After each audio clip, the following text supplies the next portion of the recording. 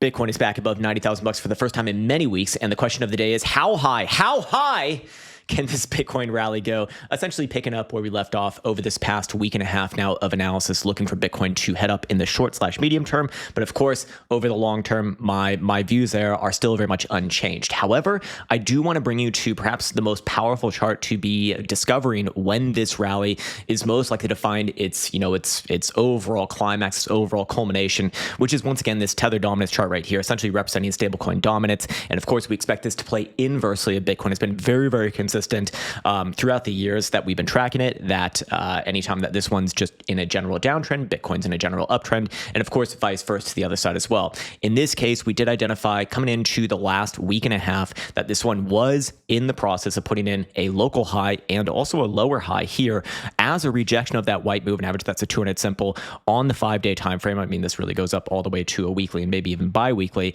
And this is going to be coupled with the fact that we did see 5-day stochastic momentum is obviously coming to the downside here, as long as Tether Dominance is below 580%, that is. So overall, I do think that this one still has more downside to go, but I will be very much checking on this one over time, because if and when this one does start to put in a low and some sort of signals of like a major low, well, that is when I really be looking for this current market cycle to find, its culmination, if you will. But in the short term and in the medium term, this one looks like it's primed for some more downside. That probably brings us into maybe the early portion of May. And as you can see right here, there are several areas of interest along the way. I don't think that actually they're going to matter that much. I do think that this one can get actually very close, maybe even all the way back down towards these same lows that we saw from the earlier portion of this year in January. And then of course, in the late 2024 rally in December, and then even the March highs from last year as well. All of these regions are basically one and the same. And if Tether Dominance gets back down around there, I'm going to be sounding the alarm bell off that. But until then, it does seem like Bitcoin has, more on this rally overall. There's going to be stops along the way, obviously. And if we are going to draw a fib here, just to be aware of some areas on the way down, we are hitting that next major one that we spoke about in yesterday's video, the 50% level, which is at 5%. That's kind of confusing when I was thinking about that. 50% at 5%. That's what is that? That's 10%. No, no, but yeah. Anyways, 50% level right here, probably does provide a little bit of a short-term bounce. I'm not talking about a reversal, nothing like this, but a little bit of a short-term bounce. So perhaps we find a local high for Bitcoin. I do think within this next week of price action, I'll explain why the timing of that a little bit later. The next area of interest on the way down would be 470 at the 618 fib here. I do think that we will at minimum see that region, probably the same thing there as well, a bit of a bounce with potential for the blue box of peace down here. If Bitcoin gets down to the blue box of peace, could that imply that Bitcoin makes new all-time highs? Yeah, it's very, very possible. In fact, this same region does not necessarily correlate to a specific price on Bitcoin, but we have seen throughout the past throughout the past year here, since the March lows coming in from this region, which again correlated with that first major high for this cycle at about 74,000 bucks. Anytime that we've seen Tether Dominance get down around here, Bitcoin continues to actually make new all-time highs. This one over here again, 74,000. This one over here in December, like 90-ish, and this one more recently in January was around about 110,000 bucks. So, if we do see it somewhere down around here, could I see Bitcoin on a new all-time high? Yeah, absolutely. Maybe somewhere around $120,000. But still, I would really, I do think that this is, the last push of this market cycle. And in terms of the actual price, as far as the high goes, more or less we pretty much seen like very, very close to that number anyways, like $110,000. If Bitcoin goes up to, let's say, 120 or 125,000 bucks, you're going to look back at that in a year and, I would imagine think, that was basically the high, similar to 2021. Anyways, moving on from there, I do want to get into and follow up on the meta signals here. This one obviously already hit target number 1. We spoke about this many, many moons ago. Well, maybe not many moons ago, but about a week and a half ago when this one fired off. Target number 2 is coming in just under 95,000 bucks. I do suspect we will see that one officially tagged, maybe today, maybe tomorrow, something like this. That does have about a 50% probability to get hit in this case. base, and it's actually really not that far away from current price action. And that should be the next sort of balancing, or around the next sort of balancing point for Bitcoin, meaning that somewhere around there, maybe it's 95, maybe it's 96, something like this, probably going to be a bit of a local high, or at least I do think that there's a good reason to believe that we're going to find a local high for Bitcoin, pull back into a higher low, and probably continue, maybe until late May. So that does open up the doors for, a bit of a short-term pullback into a higher low, early-ish May, or early to mid-May, something like this. Anyways, yes, so going onwards and forwards from there, I do want to now get into some more direct Bitcoin price action. First, and perhaps not foremost, but just of relevance here, I do want to draw out some Fibonacci retracements from the high to the low of this current move. I guess I've already done it over here, already spoiling the surprise, but the 618 level is coming in, about $96,000. So I would be a little bit on guard around that 95, 96,000-ish region. That does correlate well with that last major breakdown that we saw from the end of February for Bitcoin here, and also that last major local high as well from early March. So, somewhere around there is going to be a pretty high probability region for a bit of a pullback. But as it stands right here, with the way that the price action pivots are, should be looking for a higher low first and foremost. I do think that this can get dragged on a bit more.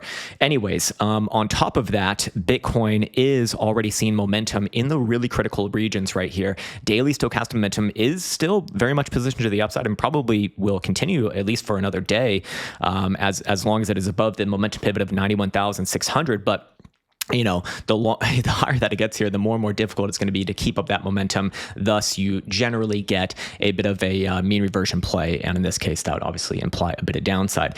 On top of that, we have also identified this Fibonacci time extension over here, which, let me just go all the way back to the prior cycle, and apparently, yes, I'm on the wrong chart. There we go.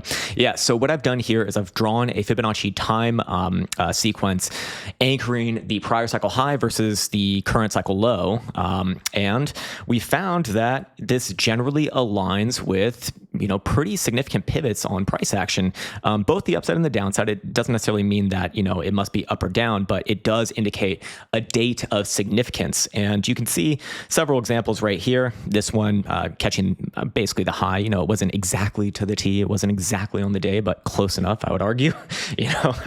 How perfect do you need to be to make a shit ton of money? Actually, not so perfect. Anyways, caught the high here. The 2 extension did indicate actual breakout, and then consolidation from this breakout. And then, of course, this one here marking a local low, which, to be fair, actually was the only one that has been a local low thus far. And then this one here, obviously getting the high before very nasty move to the downside. And then the most recent one, getting about the high of this cycle thus far. Again, Bitcoin did trade a very slight amount higher a couple weeks later, but ultimately, do you want to, we're talking about a difference of about $1,000 on a number that trades above, $100,000. Like, in my opinion, it's not that much. Anyways, so the reason why I'm bringing this up is because the next Fibonacci time sequence is coming up soon. It is going to be somewhere around the very end of this month / early May. Is May the next one? Yeah, May. That's the one. Yeah. So we're coming into that date pretty rapidly here. That gives us, let's say, somewhere between 7 to 14 days is kind of the spread that I give it. And because right now Bitcoin is approaching this level, from a rally stance, it would imply to me that it's going to be a local high most likely, because all of these ones that have fired off in the past have been essentially a counter move. This one over here was falling into it, so it was a bit of a rally. This one over here was rallying into it, so it's a fall. This one over here, again, rallying into it, and eventually did fall quite a fair bit. This one over here, again, same thing. You get the idea. So, assuming Bitcoin doesn't reverse exactly from now to the downside, which I don't think that it will. I do think that this rally has more legs. He's got some legs. I would be looking at this date of relevance. And again, it's not going to be super fucking precise. Again, you can see it's about around that number, and we're talking about a weekly time frame. So, you have to have a bit of a degree of error there. So yeah, again, very early May, let's say, something like this, around perhaps that first week of May. If I'm on the weekly here, it actually gives me a date, the 12th of May. But of course, if we go down to a daily, well, that goes out to to what, the 2nd of May. So, so yeah, we'll see where things are at that moment. And then of course that's going to be combined with the old witches chart right here, the one chart that everyone loves, the most controversial chart of all time. It's simply just opening longs whenever you get the bull moon and then closing that long when you get the other resulting moon. And this one fired off most recently, helping our bullish buys in the short and medium term. This was back in middle of April, and this one has thus far had a pretty significant move to the upside. And we won't get the new essentially closing signal until the day number 15, which would put us where? The last couple of days of the month of April. So I like how that correlates really, really well with the same time extension over here, kind of getting around the same date, but completely different methodology here. And then of course we can backtest this because that's what really matters here. I mean, who gives a fuck what any one particular result says? We need to see the result over a prolonged period of time.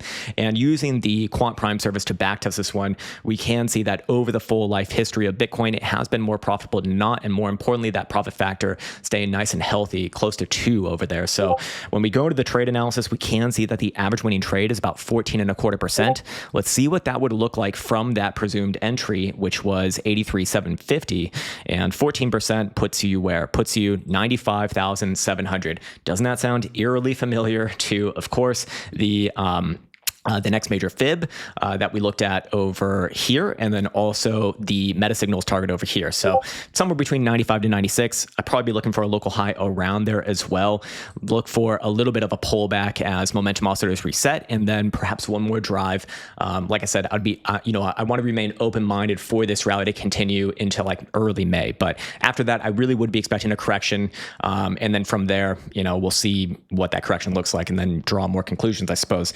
Anyways, yes, so that's that. Let's actually follow up on the quantum wave bands here. Let's see, they've taken actually a new trade on the hourly.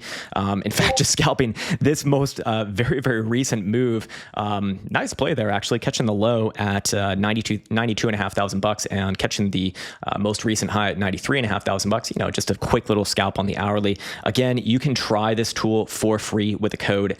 Well, let me actually type it out, but trial in all capitals. This same code will work with all of our other indicator packages as well, that being the Quant Prime service, which you can use to backtest and automate trades.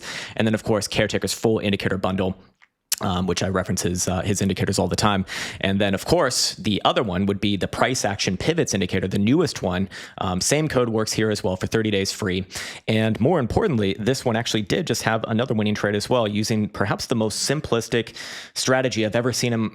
Okay, maybe not the most simplistic. There are several very, very simple strategies that we've gone over on this channel, but this one in theory is very, very simple. When the price action pivot is giving you a bias towards the upside, okay, we look at our momentum oscillators and we say, hey, when we get momentum oscillator signals to the upside as well, that's good confluence, and we should, enter into a trade. And this one's taking profit about 1.5% away from that entry. Anyways, this one just fired off recently at just under 91,500 bucks, taking profit here, just above 93. Again, keeping it nice and quick, and you can see over time provides a nice little edge. Nothing super spectacular. This is a super unoptimized strategy, but provides a good basis for a template. At least that's the way that I see things. And yeah, this price action pivots indicator, by the way, is going to be having significant updates relatively soon, as is the quantum wave bands, by the way. The quantum wave bands over here, which is this strategy, is actually going to be adding a more trending long strategy, and perhaps even a few other things as well. We already have a Discord channel for the quantum wave band people, and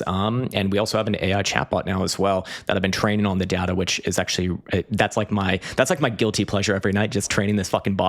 Anyways, we'll be raising the price on this one at the end of this month, so starting May 1st, it will go up. But of course, if you do grab the free trial now, you can actually get locked into the lower price if you desire. So yeah, anyways, that's where I'm going to end things for today.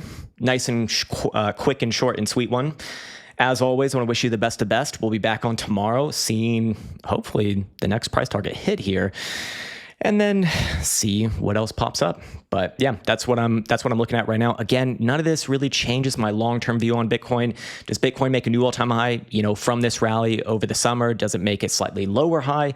I don't know, but I would be really on guard at this point in the cycle. I think that we're very, very late in the cycle, like very late. Again, short-term, medium-term bullish, but long-term, I want to continue to bring that up. I really do not see this rally going, well, at least past like September, but maybe even before then as well. Anyways, that's a topic for another video perhaps. And today is just a day to be excited to be bullish, I suppose. Anyways, that's where we're ending it for now. As always, wish you the best. Take care, much love, and see you hopefully Thursday.